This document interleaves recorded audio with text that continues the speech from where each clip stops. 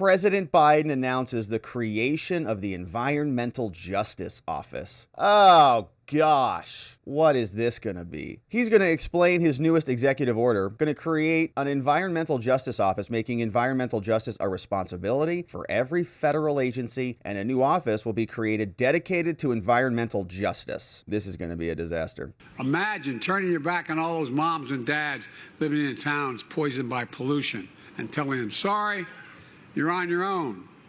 We can't let that happen. I mean, really can't let that happen. That's why this executive order, in my view, is so important. And here are some of the things this executive order will do. Under this order, environmental justice will become the responsibility of every single federal agency. I mean, every single federal agency. Wow, taking it all over. FBI, CIA.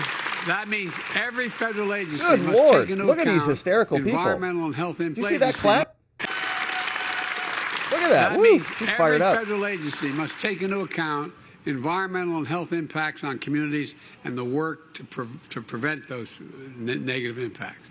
Environmental justice will be the mission of the entire government, woven directly into how we work with state, local, tribal, and territorial governments.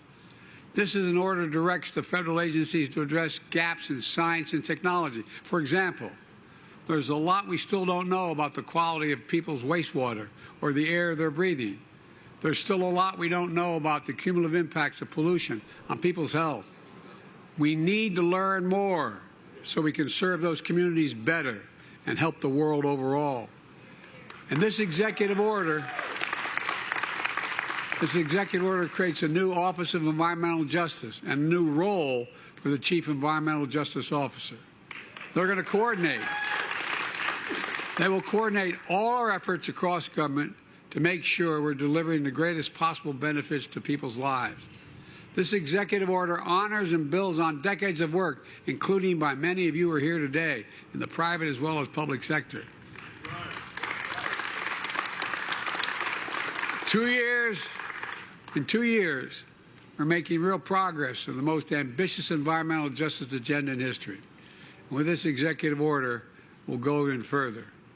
Let me close with a story. Nobody wants to hear your story there, Joe. It's never about the environment. These people fly around in private jets. They have multiple homes. They consume more than the average American by exponential amounts. It's about control. They would like to see us all limited in what we can consume. They think this is their planet, not ours. They think that we are just tax-paying cattle who should just go work, then consume, and contribute to their tax base, and then limit what we can do with our lives, limit what we can eat, limit where we can go, limit how much electricity we can use, how much water we consume, how much vacation we have, placate the masses with drugs, alcohol, pornography, and Netflix, and then shame them into consuming the bugs because these people want more control. They think it's their planet, and the cattle are just crapping it up. So they're going to weaponize now the FBI and the CIA and the DOJ. The whole DOJ is now going to be focused on environmental justice, not criminal justice, not justice in a court of law, environmental justice, so that we don't leave anybody behind. He's left many people behind. Environmental catastrophes happening all over the country. Where was he in East Palestine? Nowhere to be found. So this is yet another power grab by an insane administration. While they're there, they better gobble it all up and redefine the entire federal bureaucracy in the name of federal justice. He can't even hardly speak it out. From the White House, the fact sheet, President Biden signs the executive order to revitalize, they call it, our nation's commitment to environmental justice for all. Biden and Harris think that everybody should eat, drink, and have clean water and live in a healthy community. And so to continue delivering on that, he's signing an executive order. There have been persistent environmental injustice problems, toxic pollution, underinvestment in our infrastructure, critical services. With this action, he's working to ensure that all people, regardless of what race, background, income, or zip code, can benefit from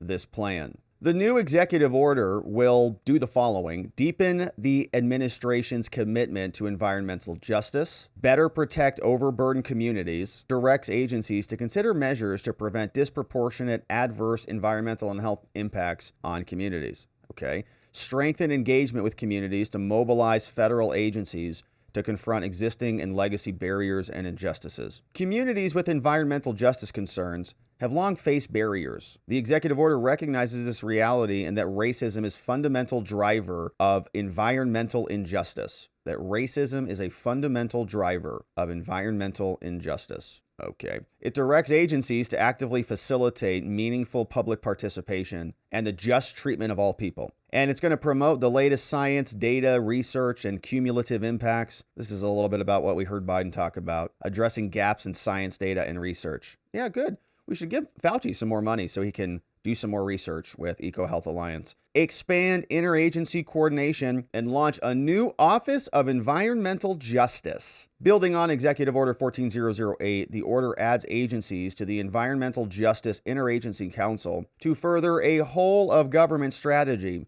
to address current and historic environmental injustice. The executive order also establishes White House Environmental Office of Environmental Justice, led by the Federal Chief Environmental Justice Officer. Increase accountability and transparency in the federal environmental justice policy. These strategic plans will be submitted to the White House on a regular basis. And we're going to have environmental justice scorecards. FBI, you're not being environmentally just enough. Go arrest some more light bulb users. Honor and build on the foundation of our ongoing work. The executive order uses the term disproportionate and adverse as a simpler and modernized version of the phrase disproportionately high and adverse. Wow, that's really nice language. It solidifies other things that were passed in prior orders. It builds on the supplements that Clinton signed into law. In addition to the executive order, today the Biden administration is announcing new steps and other new commitments, publishing the first ever environmental justice scorecard, bringing that here to all of our federal agencies. New ESG scores for all of the different executive branches and